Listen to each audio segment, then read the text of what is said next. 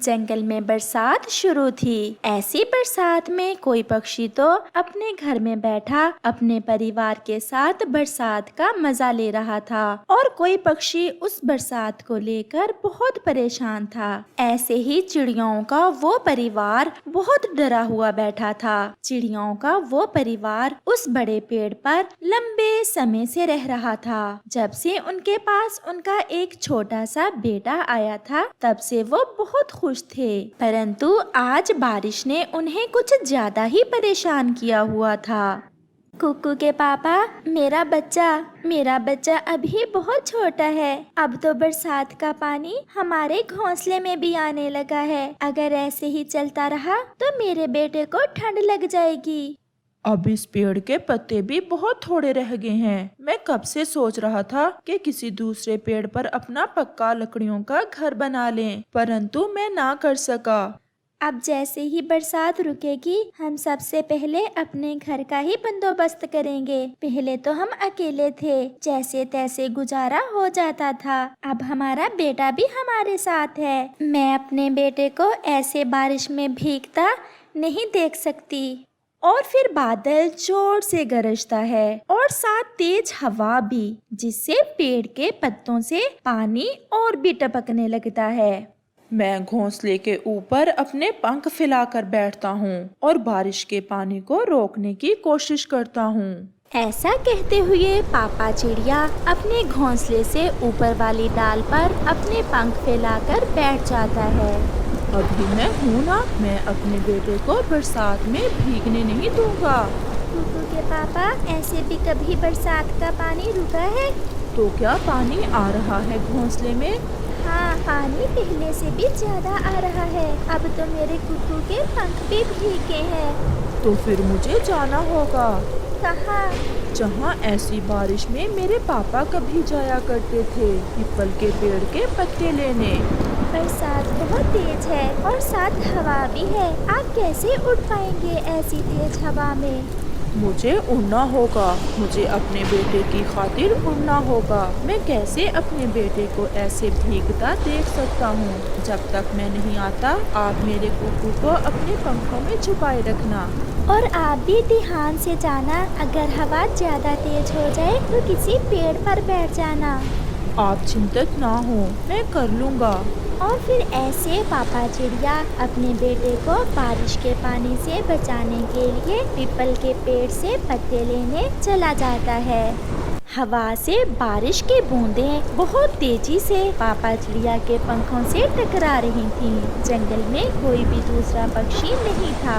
ऐसे लग रहा था जैसे वो जंगल वीरान हो, क्योंकि ऐसी बारिश में सभी पक्षी छुपे बैठे थे। बारिश का शोर जंगल के सन्नाटे में ऐसा लग रहा था जैसे कोई मीठे संगीत गा रहा हो। पापा चिड़िया हवा से लड़ते आगे बढ़ रहा था कि एक तेज हवा के झोंके ने उसे एक दिशा में खींच लिया और पापा चिड़िया एक पेड़ से टकराकर गिर जाता है। पापा चिड़िया के सर पर पेड़ की डाल लगती है और पापा चिड़िया के सर से खून बहने लगता है। उस पेड़ पर बुलबुल का घर था। वो पापा चिड़िया से कहती है, ऐसी बारिश में आप कहाँ जा रहे हैं, जबकि आप जानते हो कि हम पक्षी ऐसी बारिश में नहीं उड़ सकते। मैं जानता हूँ कि उड़ना खतरनाक हो सकता है। क्या करूँ, मेरे घर में बारिश का पानी टपकने लगा है। मेरा बेटा अभी 5 दिन का है, वो बहुत छोटा है और मैं पीपल के पेड़ से पत्ते लेने जा रहा हूँ ताकि अपने बेटे को बारिश के पानी से बचा सकूँ। आप ऐसा कर लेना, परंतु थोड़ी हवा कम हो लेने दें। अभी आप मेरे घर में थोड़ी देर रुक जाएं। आकर देखें, यहाँ बहुत सुकून है। बारिश का एक कतरा भी नहीं है मेरे घर में। बुलबुल, मुझे कैसे सुकून मिल सकता है जबकि मेरा बेटा बारिश में भीग रहा हो? मेरा बेटा ही तो मेरी जिंदगी है। मुझे उड़ना होगा, मुझे अपने बेटे की खातिर उड़ना होगा। वो फिर से उड़ता है और वो पहुंच जाता है। वो उस पेड़ के पास पहुंच जाता है जिस पेड़ को वो कई बरसों से जानता था।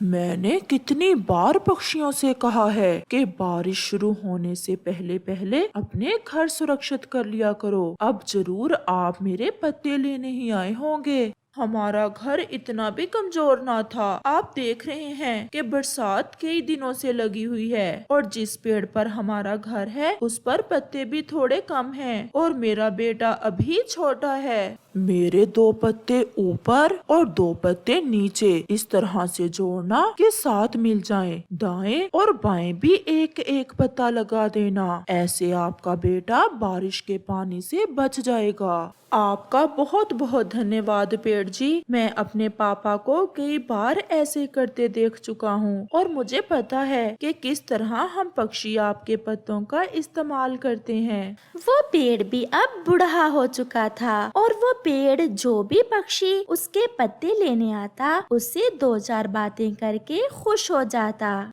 अब मैं आपके पत्ते लेकर जाऊं पेड़ जी? मेरी पत्नी बहुत परेशान होगी। जाओ और जैसे मैंने कहा ऐसे ही लगाना मेरे पत्तों को। फिर पापा चिड़िया पीपल के पेड़ से कुछ पत्ते लेकर वापस आ जाता है। वो बहुत तेज उड़ रहा था। वो बहुत खुश था। उसे खुशी इस बात की थी कि वो अपने बेटे को अब बारिश के पानी से बचा सकेगा।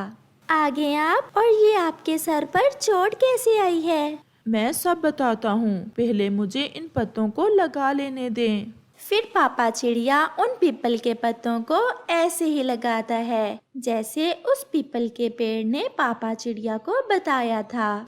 मैंने ये काम अपने पिताजी से सीख रखा है। आप भी देख लो कुकू की मम्मा, मैं हमेशा आपके साथ नहीं रहूँगा। ऐसे ना कहें कुकू के पापा, आपके बिना हम कैसे जी सकते हैं। आप हमें सुरक्षा देते हैं, भोजन देते हैं, सच पूछें तो आप हमें जिंदगी देते हैं। वो अपने घोंसले में छुपकर बैठ जाते हैं और अब वो बारिश के पानी से पूरी तरह सुरक्षित थे और वो सारा परिवार बारिश की आवाज सुनते सुनते सो जाता है। दूसरे रोज सुबह बहुत रोशन थी। सूरज की रोशनी जंगल में ऐसे बिखर रही थी जैसे कभी जंगल में बरसात हुई ही नहीं और पक्षियों का शोर ऐसे था जैसे वो बारिश के रुक जाने पर खुशी के गीत गा रहे हों। पापा चिड़िया को बुखार हो गया था परंतु वो अपनी पत्नी को नहीं बताता। क्या मेरे बेटे के लिए दाना है? कुकू के पापा, जो दाना था बारिश के पानी से नीचे गिर गया और पानी में बह गया। मैं अभी अपने बेटे के लिए दाना लेकर आता हूँ। आपके सर पर चोट है, अपनी दवा भी ले लेना। मैं ठीक हूँ, मैं कर लूँगा। ऐसा कहते हुए पापा चिड़िया फिर से उड़ जाता है। प्यारे दोस्तों, इस कहानी से हमें सीख मिलती है। सच में पापा चिड़िया के बिना घर घर नहीं होता, क्योंकि वो पापा चिड़िया ही है जो हर बात पर यही कहता है मैं कर लूँगा और वो अपने परिवार की खुशियों के लिए अपनी खुशियाँ तक लुटा देता है। दूर किसी जंगल में रानो चिड़िया और कालू कौवे के घर पास पास ही थे। कालू कौवा हर समय चिड़िया को उल्लू बनाने के चक्कर में रहता और मासूम चिड़िया भी ऐसी थी कि हर बार कौवे के चक्कर में आ ही जाती। फिर एक दिन तोता रानो चिड़िया के पास आता है और कहता है, रानो, मैं गया था कल दूसरे जंगल में। मैं वापस आ रहा था कि मुझे तुम्हारी बहन मिली। रानो, तुम्हारी बहन बहुत ज़्यादा बीमार है। वो कह रही थी कि मेरी बहन रानो चिड़िया से कहना कि एक बार मुझे आकर मिल जाए। और फिर तोता वहाँ से चला जाता है। अब मैं क्या करूँ? कुकू भी छोटा है और सफ़र भी ज़्यादा है। कुकू तो इतना ज़्यादा उड़ नहीं सकेगा। मैं किसे कुकू के पास छोड़कर जाऊँ? हाँ, मैं ऐसा करती हूँ कि कालू कौवे को कुकू के पास छोड़ जाती हूँ। शाम को तो वापस आ ही जाना है मुझे। और फिर रानो चिड़िया कालू कौवे की तरफ चली जाती है। अरे चिड़िया, कहाँ जा रही हो? आज मुँह अंधेरे ही। कालू भैया, मैं तुम्हारी तरफ ही आई थी। मेरी बहन बहुत बीमार है, मुझे उसकी खबर लेने जाना है और कुकू अभी छोटा है, वो ज़्यादा उड़ नहीं सकता। आप ऐसा करें कि मेरे घर आ जाएं। आप शाम तक कुकू के पास रहें, मैं शाम तक वापस लौट आऊँगी। रानो, ये तो कोई बड़ा काम नहीं है। मैं रह लेता हूँ शाम तक तुम्हारे घर में, और तुम बेफिक्र होकर जाओ अपनी बहन की खबर लेने। और वो दोनों चिड़िया के घर चले जाते हैं। कुकू, अंकल कव्वे को तंग ना करना, मैं शाम तक लौट आऊंगी। मम्मा, मुझे भी आपके साथ जाना है। नहीं कुकू मेरे बेटे, तुम ज़्यादा उड़ नहीं सकते, मैं जल्दी ही लौट आऊंगी, तुम इधर ही रहो। और फिर चिड़िया वहाँ से चली जाती है। वाह चिड़िया, ऐसी ड्यूटी तो रोज ही लगा क्या करो मेरी, भोजन, और वो भी इतना ज्यादा।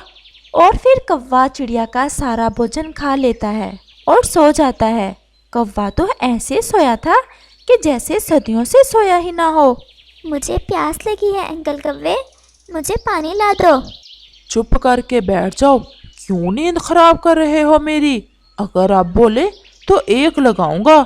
और फिर कुक्कू सहम कर बैठ जाता है और कालू कौवा फिर से सो जाता है।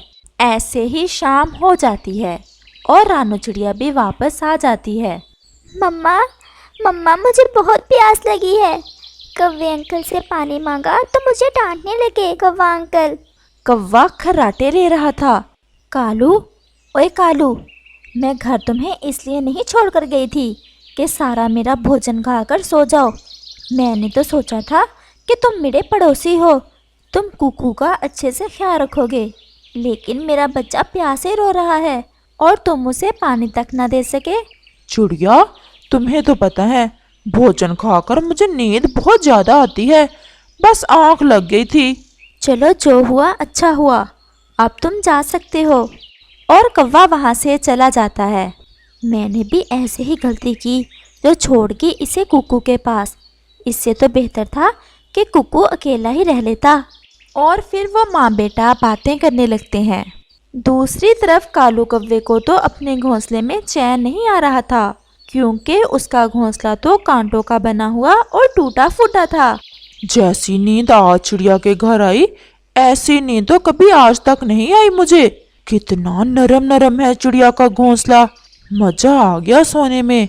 जो भी हो, मुझे उस चिड़िया से इसका घर छीनना होगा, अब तो फिर ही मुझे नींद आएगी सुकून से। और फिर ऐसे कौवा सारी रात जाकर गुजारता है और फिर सुबह हो जाती है। अब मुझे क्या करना होगा? मैं कैसे छीनूं चिड़िया से उसका घर? मैं ऐसा करता हूँ, अपने मामा जी के पास जाता हूँ, वो ही कोई उपाय बताएगा मुझे। और फिर कौवा अपने मामा जी की तरफ चला जाता है। जल्द ही कालू अपने मामा जी के पास पहुँच जाता है। आओ बे कालू, कैसे आना हुआ आज? मामा जी, मेरे पास में एक चिड़िया रहती है, उसका घर बहुत नरम नरम है, बस मुझे किसी तरीके से उस चिड़िया का घर छीनना है। आप कोई उपाय बताओ जिससे सांप भी मर जाए और लाठी भी ना टूटे। तो ये बात है। तो ऐसे करो, किसी तरीके से चिड़िया को इस बात पर मनाओ कि वो 2-3 दिन तुम्हें उसके घर में रहने दे, और फिर ऐसे हम कब्जा कर लेंगे उसके घर पर। वाह मामा जी, ये बात ठीक है। मैं ऐसा ही करता हूँ कि चिड़िया से कहता हूँ कि मेरा मामा जी आ रहा है, इसलिए वो 2 रातें हमें अपने घर में रहने दे। तुम ऐसे ही कहो चिड़िया से, और मैं भी शाम को आ जाऊंगा, मुझे भी आज कोई काम नहीं है। और फिर कालू कौवा वहाँ से चला जाता है। कालू कौवा सीधा रानू चिड़िया के घर जाता है। रानो, रानो चिड़िया, जरा दरवाजा खोलना, मैं कालू हूँ। ये कालू फिर से कुछ शैतानी ही करेगा, मैं इसे टाल देती हूँ। कालू, कुक्कू सो रहा है, तुम जाओ, जरा ठहर कर आना, वो अभी अभी सोया है। लेकिन कौवा भी बहुत शातिर था। वो बोलता है, रानो, मेरी इज्जत का मसला है, बस एक बार मेरी बात सुन लो, फिर चली जाना। और फिर ऐसे रानू चिड़िया को कालू कौवे पर दया आ जाती है और वो दरवाज़ा खोल देती है। क्या बात है कालू, क्या हुआ तुम्हारी इज्जत को? रानो, मेरा मामा जी आ रहा है आज शाम को, और मेरा घर सारा टूटा हुआ है, बस मेरी इज्जत अब तुम्हारे हाथ में ही है। कालू, मेरे हाथ में कैसे है तुम्हारी इज्जत? तुम्हारा घर मैंने थोड़ी तोड़ा है, कोई काम तो करते नहीं हो तुम। मेरी बात तो सुन लो रानो चिड़िया, बस 2 रातें, दूर आते ही रहेगा मेरा मामा जी। आप मुझे और मेरे मामा जी को अपने घर में रख लें, ये बड़ा एहसान होगा आपका मुझ पर। अच्छा अच्छा, अब ज़्यादा मासूम ना बनो। ठीक है, ले आना अपने मामा जी को, लेकिन बस दूर आते ही रखूंगी मैं। ऐसा ना हो कि तुम पक्के ही हो जाओ। नहीं नहीं रानो, मेरा मामा जी बस 2 दिन ही रहेगा। और फिर कालू कौवा वहां से चला जाता है। रानो, मामा जी आए हैं मेरे और तुमसे मिलना चाहते हैं, दरवाजा खोलो। आए आए मामा जी, आ जाए। घर तो बहुत सुंदर है चिड़िया तुम्हारा, और घोंसला कितना नरम नरम है। जी मामा जी, आप इसे अपना ही घर समझे। वो तो मैं समझ रहा हूँ, इसलिए तो तुम्हारी तरफ चला आया। इस नकम्मे का घर तो सारा टूटा हुआ है। आप इधर ही रहे मामा जी, आप यहाँ सो जाएं। मैं भी इधर ही मामा जी के पास ही सो जाता हूँ। बहुत समय बाद मिला हूँ मामा जी से, बहुत सारी बातें भी करनी है मुझे अपने मामा जी से। और वो सब बातें करते करते सो जाते हैं। और फिर सुबह हो जाती है। रानो चिड़िया, दाना लेने कहाँ जाती हो? इस जंगल में तो दाना मिलता नहीं, बहुत दूर जाना पड़ता है मुझे। तुम पहाड़ों की तरफ चली जाओ, वहाँ मैंने कल देखा ढेर सारे दहान के पौधे हैं। और वैसे भी इतनी दूर कुक्कू को साथ लेकर कैसे जाओगी तुम? लेकिन कव्वे, तुमने नहीं जाना भोजन लेने? अभी मामा जी सोए हुए हैं, उठेंगे तो हम भी चले जाएंगे। अच्छा, हम फिर चलते हैं। और हाँ, दरवाजा बंद कर जाना जाते हुए मेरे घर का। और फिर रानो चिड़िया वहाँ से चली जाती है। दरवाजा तो बंद होगा, ऐसे कि अब खुलेगा नहीं। और फिर वो दोनों हंसते हैं। यहाँ तो कोई भोजन नहीं है, कव्वे ने मुझसे झूठ क्यों बोला? और फिर वहाँ तोता आ जाता है। चिड़िया बहन, क्या कर रही हो? कव्वे ने बताया था यहाँ दहान के पौधे हैं, वही देखने आए थे हम माँ बेटा, लेकिन यहाँ तो कुछ भी नहीं है। तुम भी पागल हो चिड़िया, इधर तो दूर दूर तक कहीं भी भोजन नहीं है। लेकिन फिर कव्वे ने मुझसे झूठ क्यों बोला? उसने तुम्हें भेजकर तुम्हारा बारिशों के लिए जमा किया हुआ भोजन चुराना होगा। वो तो था भी मेरे घर में ही। और फिर रानो चिड़िया जल्दी से वहाँ से वापस लौटती है। मामा जी, खाओ खाओ ये चने के दाने, चिड़िया ने जमा कर रखे हैं बारिशों के लिए। कालू, हमसे तो रोज के भोजन का बंदोबस्त नहीं होता, लेकिन ये चिड़िया पता नहीं कैसे जमा कर लेती है भोजन बारिशों के लिए। मामा जी, आम खाओ आम, हमें पेड़ों से क्या। और फिर वो दोनों हंसने लग जाते हैं। शाम होने से पहले ही रानो चिड़िया वापस लौट आती है।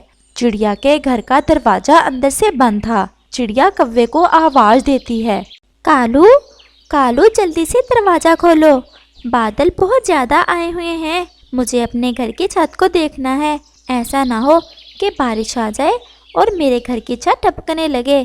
चिड़िया रानी, बात ये है कि मामा जी सोए हुए हैं, इन्हें मैं बेआराम नहीं कर सकता।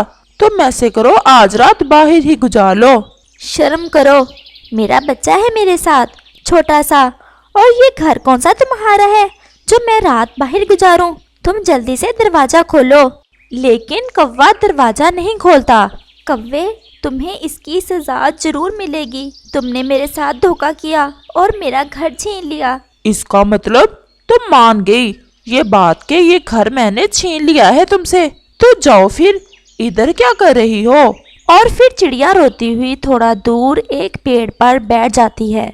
और फिर वहाँ एक लकड़हारा आ जाता है। वो सीधा उस पेड़ की तरफ जाता है जिस पर चिड़िया का घर होता है, और वो उस पेड़ को काटने लग जाता है। कुकू, अब मुझे पता चला कि भगवान ने आज शाम मुझे क्यों इस घर से बाहर निकाल दिया। वो देखो सामने लकड़हारा इस पेड़ को काट रहा है। मैं तो घर दोबारा बना लूंगी, लेकिन कौवा और उसका मामा इस घर में है और वो अपने अंजाम को पहुंचने ही वाले हैं। और फिर जैसे ही पेड़ कटता है तो चिड़िया का घर नीचे गिर जाता है और कौवा और उसका मामा जी नीचे ही दब जाते हैं।